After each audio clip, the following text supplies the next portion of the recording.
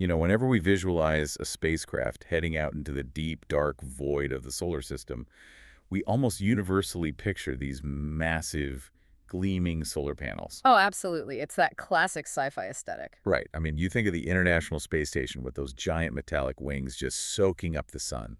Yeah, And it makes sense. it does, yeah. The engineering behind those arrays has basically defined space exploration for decades. We rely on the sun because, well, it's a massive free fusion reactor right there in the sky. Yeah, but that reliance comes with a pretty severe geographical limitation. Oh, definitely. As you travel outward, the physics of light become incredibly unforgiving. Because of the inverse square law. Like, if you double your distance from the sun, you don't just lose half your solar power, you get a quarter of it. Exactly. It drops off a cliff. By the time you reach Jupiter, sunlight is, I think, less than 4% as intense as it is here on Earth. So those giant, beautiful wings just become incredibly heavy, useless sails. The power drops, the heaters fail, and suddenly you are freezing and drifting in the dark. The math becomes undeniable once you pass Mars, really. Wow. We are hitting the absolute physical limits of relying solely on solar power for high-energy deep space missions.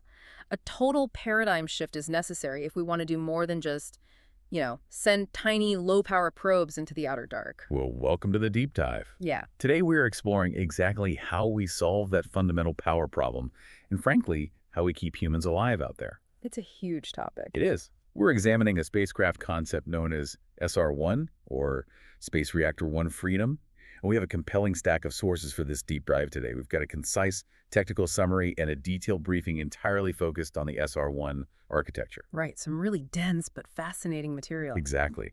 Our mission today is to break down the mechanics of this machine, how it generates power, and why this specific technology matters to you. Okay, let's unpack this. How is NASA planning to bridge the gap between Earth's orbit and deep uncharted space using nuclear fission? So, to really understand the SR-1, we first have to recognize that it is essentially a technology demonstrator. It's a proposed NASA spacecraft intended to be the very first fission-powered interplanetary mission. The very first one. Right. The entire goal is to prove that nuclear electric propulsion can function reliably in the harsh vacuum of deep space. It's about laying the groundwork for the next generation of exploration. You know, it completely changes how we should picture space agencies operating.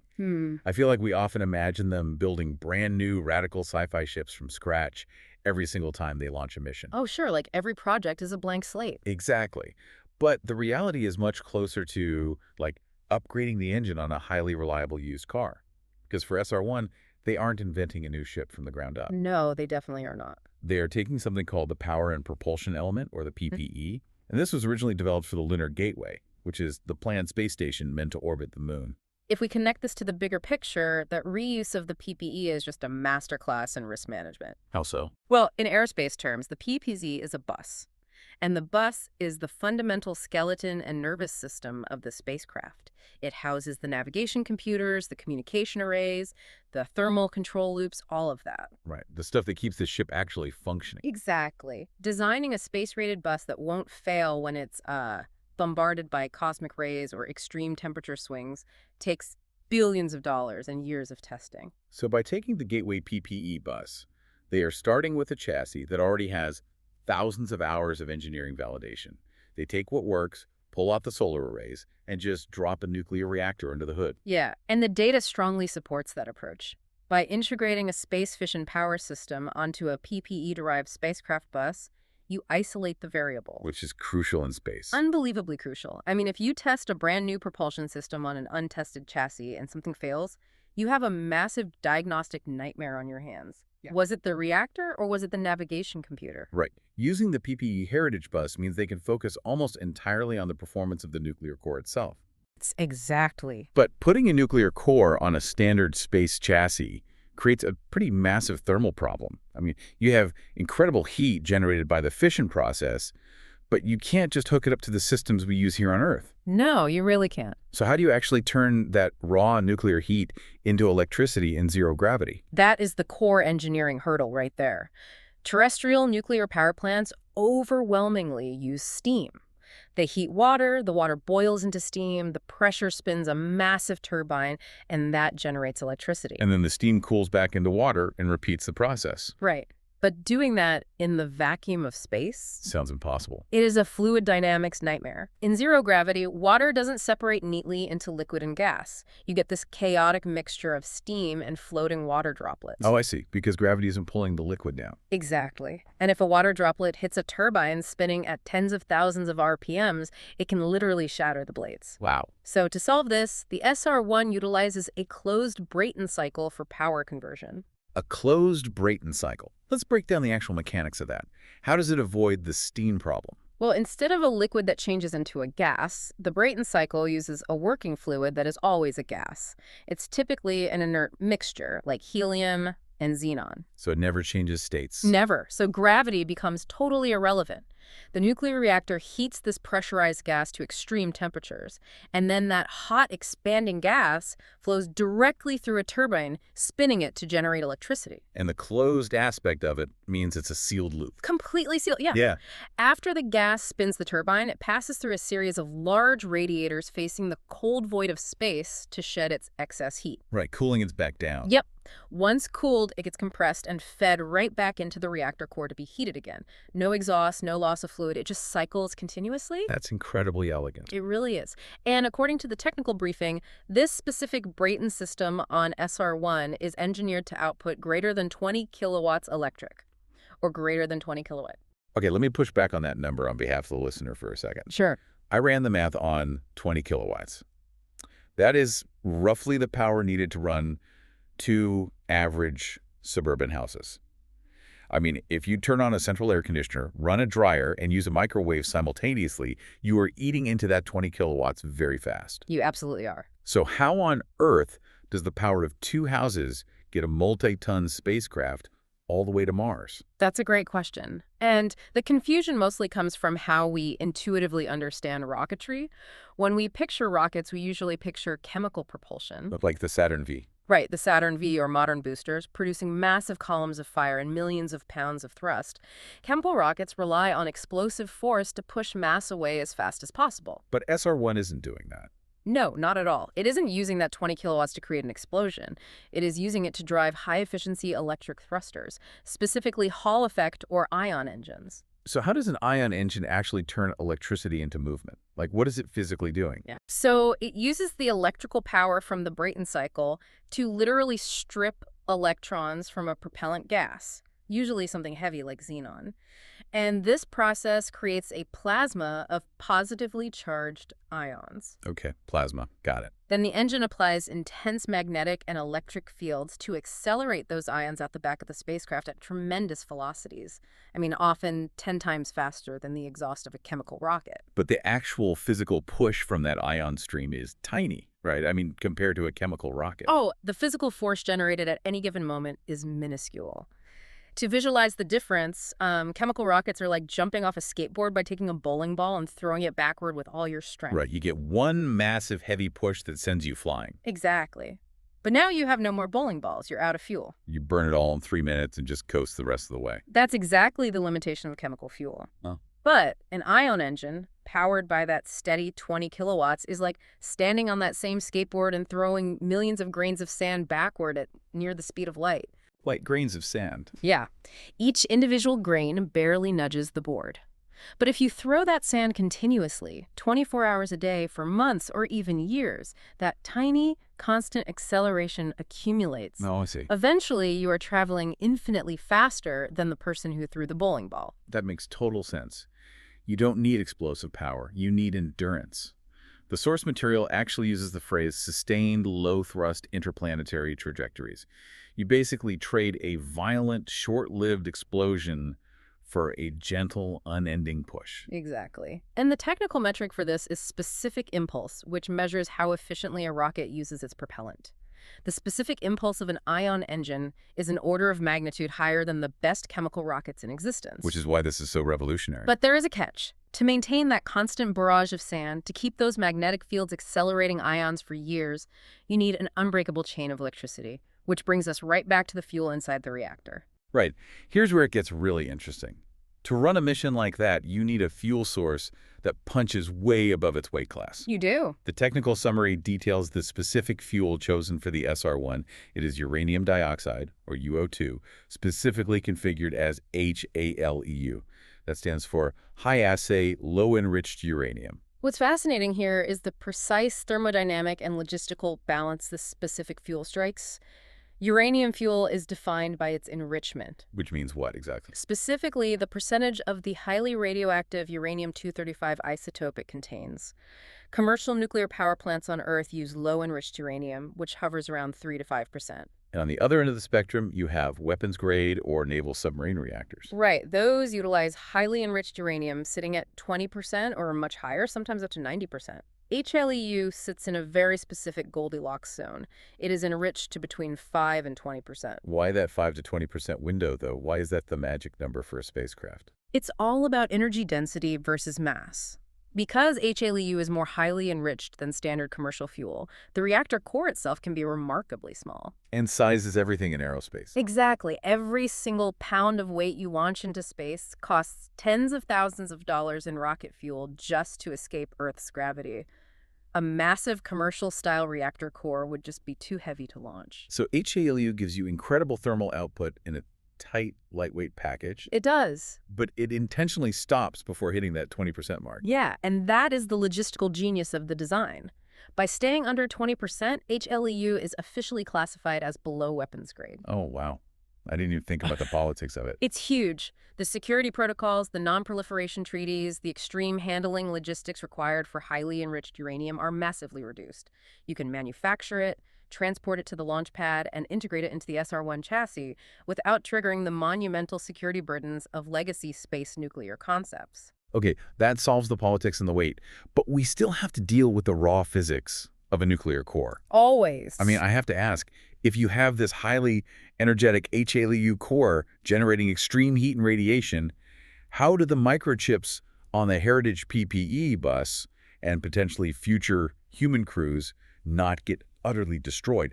I mean, space is already flooded with cosmic radiation, and now we are bolting our own personal nuclear reactor to the ship. It's a very fair point. Radiation hardening is arguably the primary engineering challenge of any space nuclear system. So how do they handle it? Well, the briefing is very clear on the specific countermeasure. The SR-1 utilizes a boron carbide, or B4C, radiation shield surrounding the core. Why boron carbide specifically? Like, why not just encase the whole thing in lead, like the aprons they use at the dentist? It comes back to the rocket equation we just discussed. Lead is spectacularly heavy. Ah, right. Mass again. Right. If you wrap a space reactor in thick slabs of lead, your rocket will never leave the launch pad.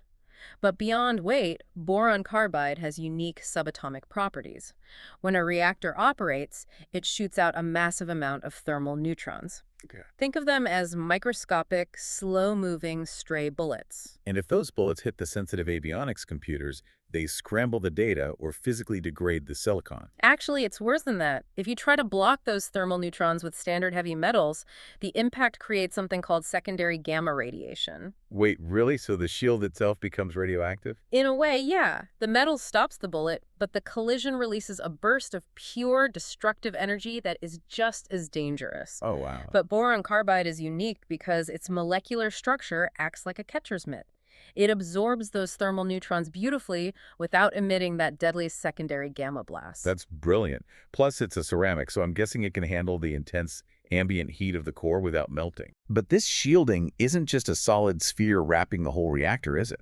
No, it's not. The architecture uses something called shadow shielding.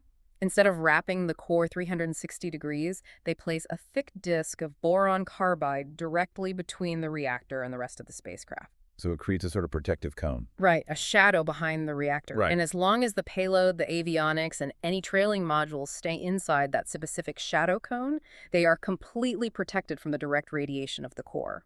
Okay, and the sources also mentioned that this shadow shield allows for proximity operations by crewed assets. Yes. Meaning, if astronauts in a separate capsule needed to fly up to the SR-1 to perform maintenance or dock with it, they could do so safely as long as they approached from behind, staying firmly within that boron carbide shadow. Exactly. The geometry of the shield essentially dictates the safety zones for the entire mission. So what does this all mean? We have a reliable Gateway PPE chassis. We We have a closed Brayton cycle converting heat into greater than 20 kilowatts of electricity without water. We have a compact HLEU fuel core, heavily guarded by a boron carbide shadow shield. And we are using that electricity to fire millions of grains of ion sand to push us across the solar system. That's the machine. Yeah. So what is the ultimate test for this machine? Where is NASA actually sending it?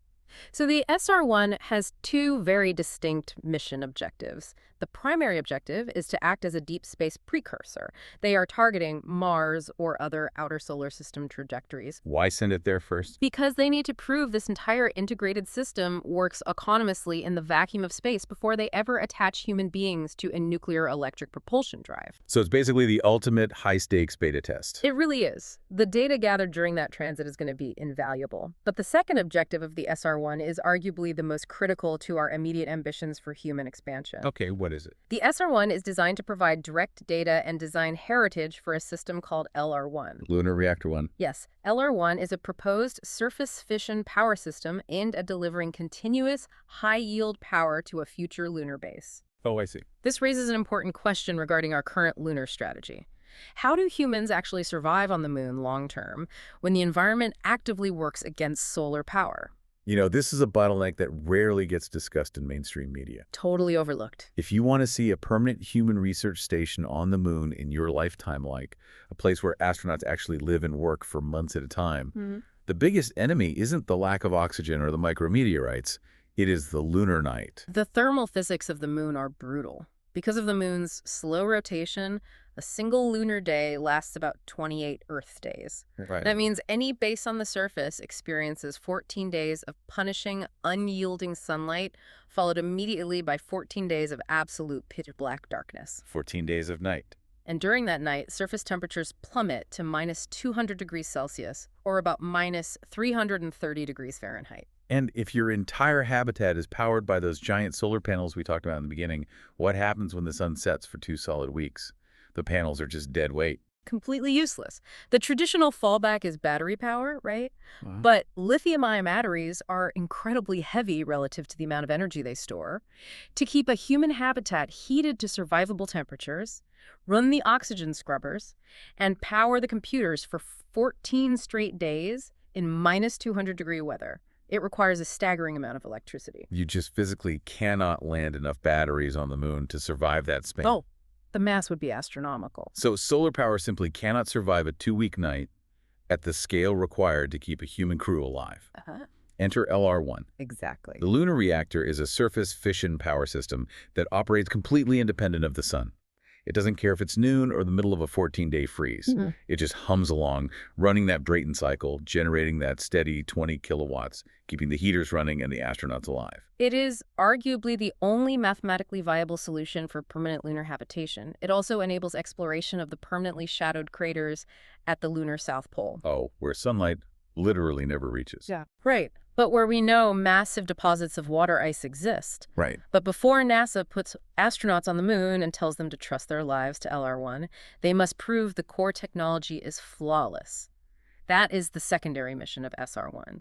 It is the deep space proving ground to validate the reactor design before it ever touches the lunar dust. It is brilliant how connected the engineering is. I mean, we are simultaneously solving the Mars transit problem and the lunar survival problem with the exact same piece of foundational architecture. Yeah, the synergy between the two programs is what makes the investment viable.